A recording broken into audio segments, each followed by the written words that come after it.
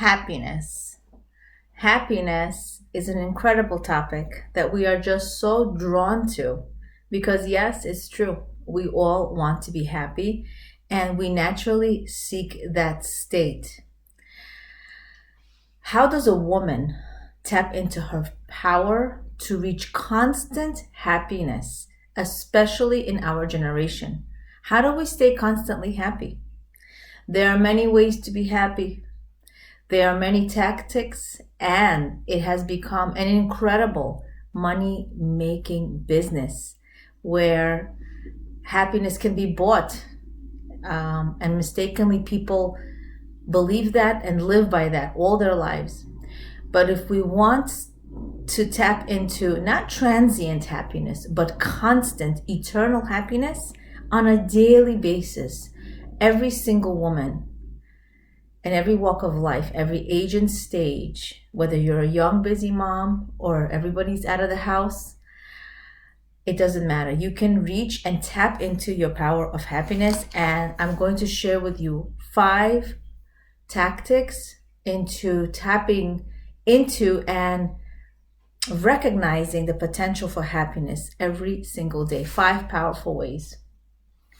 First of all, we have to internalize that happiness is not a reflex. It is not natural for us to stay happy and to be happy. Happiness is a skill that can be learned by anyone. It is a skill that can be learned, practiced, achieved, and experienced.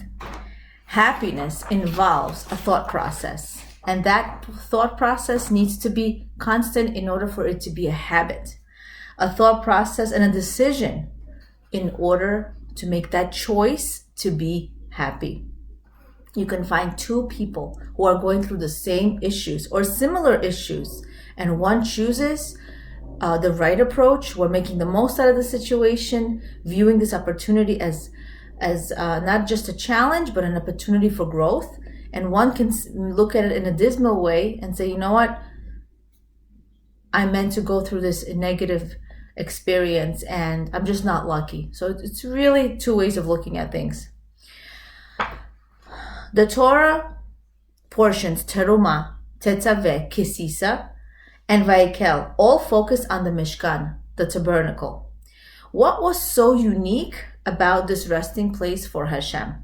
We find the answer in the root of the Hebrew word for Mishkan, which is Mem Shin Chaf, which means that people were drawn to it, right? People were drawn to it. Mashach means to attract.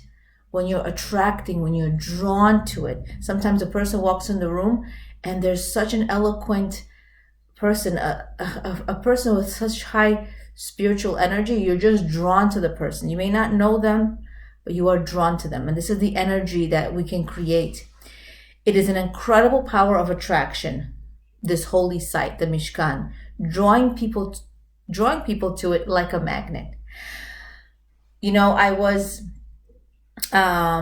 recently at the Memorial Museum, 9/11 Memorial Museum, and there was a room where no one could really take pictures. And the name of the person, one of the 3,000 people about 3,000 people passed away in that tragic day. The name was brought, it was illuminated in the room, and you had to be very quiet. No pictures were allowed to be taken or videos. And then there was a little biography about the person, a small paragraph or so was posted. And then a voice of a person who knew them personally, either a relative or a close friend, talked about them. And it was so interesting how one of the names was displayed. I mean, many, obviously, all of them were special people, and were really sad to have lost them in this way. But it just made an impression of me, especially one of the people who I was able to listen to. There was a firefighter who passed away, and his daughter said, my house was the house everybody was drawn to. My friends knew that my house was the house to be. My father was like a father to everyone. He was like a magnet. Everybody was just, wanting to be around him. And I'm just paraphrasing. I'm using similar words that were used. And it's just amazing how what you're remembered for is not the many initials to your name, the family you came from, the school you finished, or your rank in society. Unfortunately, this becomes our focus in life. But he was remembered for the way he made people feel. How do I make people feel? Everyone needs to ask this question. Am I a magnet for people? Yes, we don't want to be everybody's best friend. We're not supposed to be. But am I exuding positive energy? Am I someone positive that people want to be around, right? And we want to be that person that make people feel cared about, liked, loved, bring light into their lives, help them. And in this way, we can make people feel good and become a magnet for them. The Gemara in Kesubos 8a teaches us that there is a wedding of Shavat or Shavat Barachot. When there is those two events, we say before Birkat Hamazon that this celebration is his dwelling place, is God's dwelling place. Where Hashem dwells, there we find joyous celebration. So what does this mean? What can we learn from this? What can we take from this? What we can take is that if we want to bring joy into our lives, if we want to bring this positive energy, this happiness, we need to make a magnet for it. We need to become that magnet for it. It doesn't just happen. It doesn't happen on its own. You can't wake up in the morning and expect to be happy, to walk around the room experiencing a joy in the air. It needs to be created, and it first starts with our thoughts, our outlook in life, the way we view our life. It's not a natural state of being. However, we need it so badly. Our families depend on us. Our husband looks up to us for the energy and the atmosphere in the house. The woman is the pulse in the house. She's the foundation. She's the aroma. If a woman is happy, the wife is happy, the mother is happy in the house, everybody's happy. Everybody else's negativity is just temporary. They're upset, they lost something, they're late, they had a bad day at work. But the mother knows, she sees the bigger picture. The wife, the woman of the house, she is the foundation. She's the aroma. We need to create and tap into our power, because we can really emanate true joy in our house. Not just on Purim, right? The month of Adar is all about Purim and really elevating our happiness. And yes, there's energy in the air. We could just simply tap into Adar, tap into happiness a little bit more easily. And of course, we also need to work on it at the same time. But I'm going to share with you 5 secrets of happiness. Number 1 is to create that space. Number 2 is to overcome challenges. Number 3 is to hope. Number 4 is to internalize that every day is a gift. And number 5 is to see it in small spaces. And I will elaborate on each and every one of these ideas. These secrets to happiness do not depend on what the person has in society, the way they are in society, how much money they have, what they like or what they don't like. It applies to everyone, every day, at every age, and at every stage in their life. So the first one is to create that space. In order for you to live a life of happiness, you need to invest. You need to invest in your day. You need to invest in your life. Hashem says, they shall make a sanctuary for me so that I may dwell among them. It says in Shemot 25:8. It's your job to first create that sanctuary for happiness as the woman of the house. Especially for women, happiness is not a reflex. Why is this so? In Bereshit, it says that after Chava sinned, Hashem curses the woman and he says, I will greatly increase your pain. Having children is easy, much easier than raising them. Those of us who are blessed with children, those of us who are not, may you be blessed with children.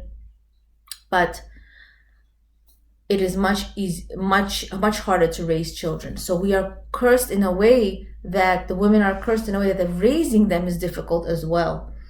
I will greatly increase your pain. The more you give to your child, the more you are hurt when things go wrong, when they say things they don't mean, right?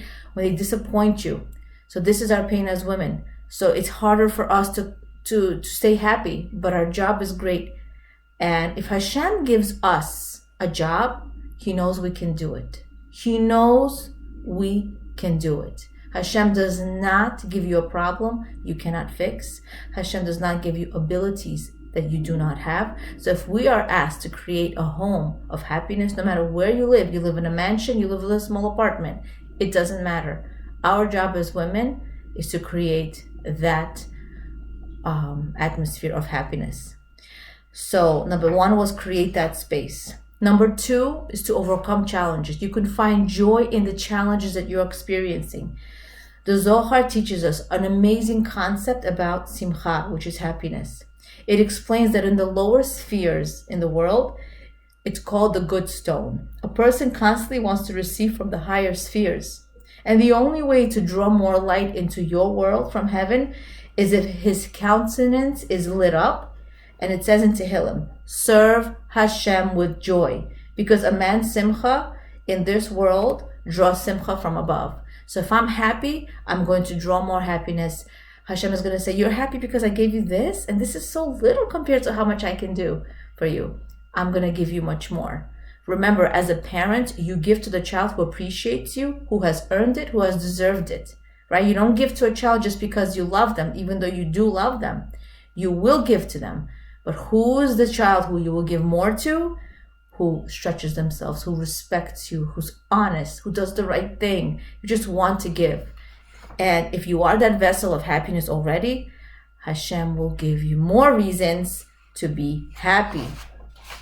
So overcoming challenges does make us happy. When you experience growth, when you don't yell even though you wanted to, when you don't say something that you shouldn't. In the moment when we're stressed, overwhelmed, we may say things as parents that we just regret, and we've all done it.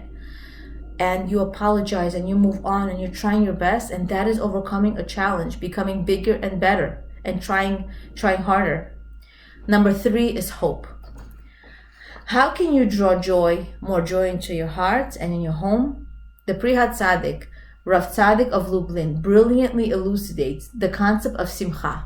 He notes that there's a difference between halauder and joy. The difference between tzechok and simcha.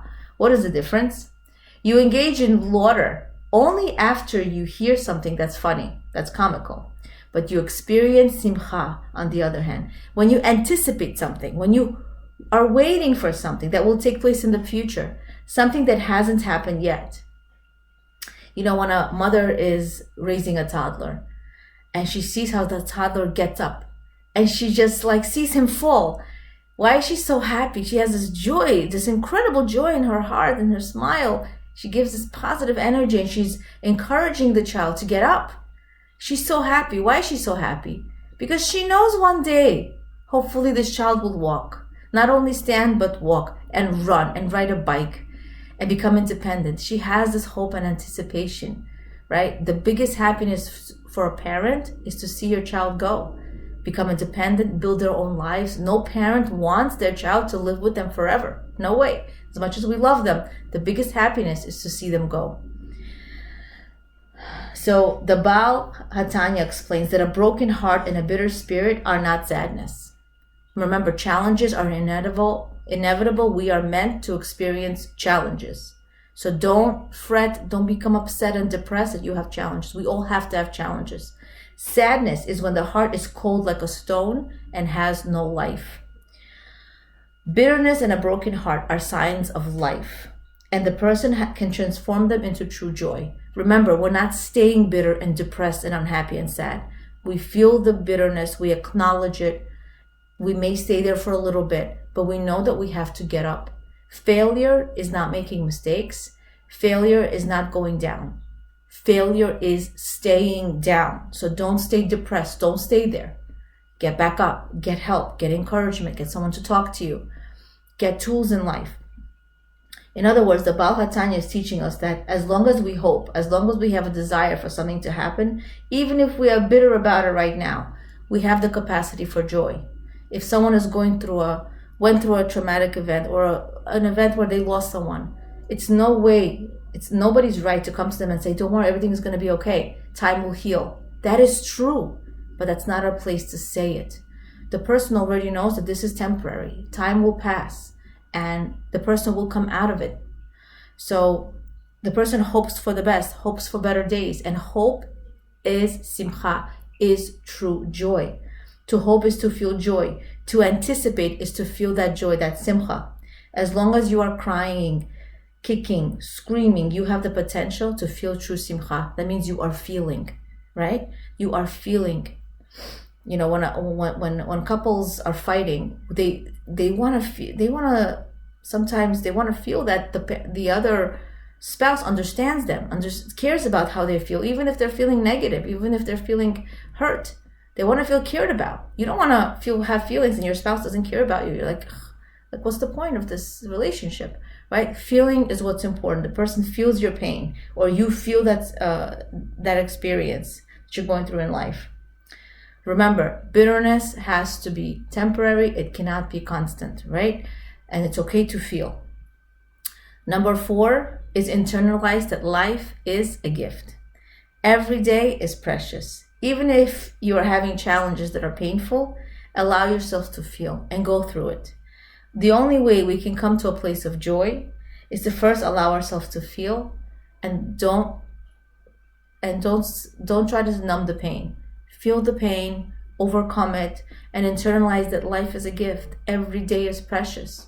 Everybody who had left this world or who got sick one day most likely felt like 1 second I was here and the next second I'm there. You know, back to the 9/11 event, life was just fine, and in a second everything changed. So we don't want to forget that life is a gift. Every day is precious. Every moment is precious. I don't know how many days I have, but I know what the moment that I have is now, and I want to make the most out of it. Number 5 is small spaces. The tiny home, right? That's a small space. You may feel like you're losing your mind, that your house is never clean. It's only clean for 30 minutes a day, and then it's back to the busyness, back to the kids not stopping to move. So what does Hashem say about small spaces? He says, make for me a small room so that I can live with you. It says in Shemot Rabbah. In this small space, this is where simcha happens. True joy emanates from lack. A person is happy when they have less. And it is a very big challenge for people who are wealthy. It's much more challenging to be wealthy than it is to live a simple life, because when you're wealthy, it's really easy to forget that it's not all just coming to me, right? It's a gift from Hashem. If I have more, I need to give more. But we have heard stories, people who live simple lives, maybe even having less that they need, they are so happy for every little thing, because when you have lacking in something, you are experiencing true joy, experiencing true appreciation. So enjoy your cozy home. Enjoy the messes that you have. It doesn't mean stay in those messes, but at least you take a step back and for a few seconds, just internalize that, wow, I have a busy home. I personally do this very often, that I just would, in the busyness of my house, and I stand back, and before I start cleaning up and having my kids help at times, that I just appreciate how busy it is and how lucky I am to have a family. So it's important for us to take those few moments to say, you know what, I have that cozy space. I'm happy I have a place to live. I'm happy that I have kids at home. I'm happy that I have this amazing and busy life. So, you know, one of the tips that a nutritionist gives to her patients is, you know, eat from a small plate. You can have the same amount of food, but if you eat from a small plate, you realize that you really have a lot. And this is really teaching us about perspective, you know, putting that picture in a different frame. How do I look at life? And it's important. It's all about perspective. Small spaces can teach you how to lack. Now, it doesn't mean go and live in a small space. It just means appreciating what you have. And if you're lacking something in your life, appreciate what you have and make the most out of it. The woman has the power to take a small lot and make it accommodate so much. For example, take a small piece of candy and split it between 5 kids. Find 2 carrots and onions and cook up a delicious meal. Manage to organize a closet in just about 10 minutes. Or tell yourself how many items I just bought in about $100. That's just amazing. The woman is the powerhouse for happiness. what it is about creating so much from so little that imbues us with such joy. It is the thrill of victory, the thrill of accomplishment. This fuels the woman. The woman relishes the challenges against the limits of time, of money, and space. Women understand this joy the best. A woman has the capacity to defy all boundaries.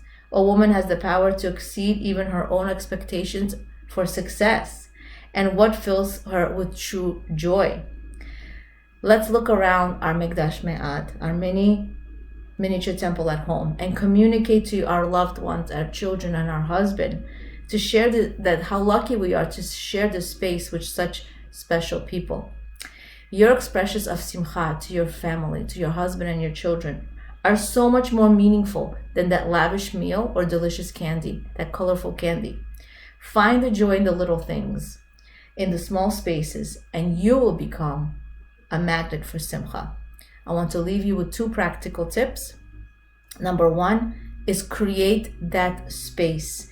Create a space for happiness, meaning that I have to get into that mood. So one of the tips I'll give you is just create a to-do list that's a lot less than you think. Maybe remove that to-do list for the day and just do whatever you can. If I can't do it calmly, I'm not going to do it at all. You could say this affirmation to yourself. So try to do self-care, lessen your to-do list, eat before your family eats so you're calmer. So create that happiness space. Number 2 is 3 times a day articulate the joy you feel in what you have, and tell this to your family. We're so lucky to live in such a cozy home. It's raining outside and the plants are going to have this greenery in them, that gorgeous greenery. Thank you so much for the sunny day. We're so lucky that it's so sunny. We're so lucky that we can go to the supermarket and everything is kosher. Like, really say what you appreciate and illuminate their lives with joy. First, we can't illuminate other people's lives if we don't give that joy to ourselves first. I want to bless us all with an amazing holiday of Purim, and also we can tap into these tips and these ideas all throughout the year as being the women who have the power to reach a constant state of happiness. Appreciating the insights of Rabbi Yemima Mizrahi in Parshas Teruma of Yemima Mizrahi Speaks. Leah, Abramov, Being and Becoming. Awakening awareness of your greatness and potential.